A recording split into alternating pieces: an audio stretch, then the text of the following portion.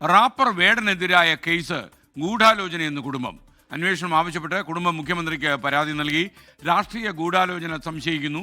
വേടനെ സ്ഥിരം കുറ്റവാളിയാക്കാൻ ശ്രമം നടക്കുന്നെന്നും പരാതി. വിഷ്ണു സുരേഷ് കൊച്ചിയിൽ നിന്ന് ചേരുന്നു. വിഷ്ണു, ഗുഡ് മോർണിംഗ്, പറയൂ. Good morning. ഈ മുൻകൂർ ജാമ്യാപേക്ഷ പരിഗണിക്കുന്ന ഘട്ടത്തിൽ വേടൻ തന്നെ കോടതിയിൽ പറഞ്ഞതാണ് തനിക്കെതിരെ ഗുരുതരമായ ഗൂഢാലോചന നടത്തുന്നുണ്ട്, അതിൽ ചില ആളുകളുണ്ട്, അതിന്റെ തെളിവുകൾ തന്റെ പക്കലുണ്ട് എന്ന്. ഇതിന് പുറകെയാണ് ഇപ്പോൾ വേടന്റെ കുടുംബം തന്നെ മുഖ്യമന്ത്രിക്ക് പരാതി നൽകിയിരിക്കുന്നത്. ഈ ജാമ്യ ഹർജി പരിഗണിക്കുന്ന ഘട്ടത്തിലാണ് മറ്റ് 2 പരാതികൾ മുഖ്യമന്ത്രിക്ക് നേരിട്ടെത്തുന്നത്. അതുകൊണ്ട് തന്നെ ഇതൊരു സംഘടിത ശ്രമമായി സംശയിക്കുന്നു എന്നാണ് കുടുംബത്തിന്റെ ആക്ഷേപം. അതുകൊണ്ട് ഈ വിഷയത്തിനൊരു സമഗ്ര അന്വേഷണം അല്ലെങ്കിൽ ഒരു പ്രാഥമിക അന്വേഷണമെങ്കിലും നടത്തണം എന്ന് കുടുംബം ആവശ്യപ്പെട്ടാണ് മുഖ്യമന്ത്രിക്ക് ഇപ്പോൾ പരാതി നൽകിയിരിക്കുന്നത്. പരാതി ഒരുപക്ഷെ DGPക്ക് കൈമാറാനുള്ള സാധ്യതയുണ്ട്. ആദ്യം ഒരു ബലാത്സംഗ കേസ് തൃക്കാക്കര പോലീസ് രജിസ്റ്റർ ചെയ്തിരുന്നു. ആ കേസിൽ വേടന് ജാമ്യം ലഭിച്ചു.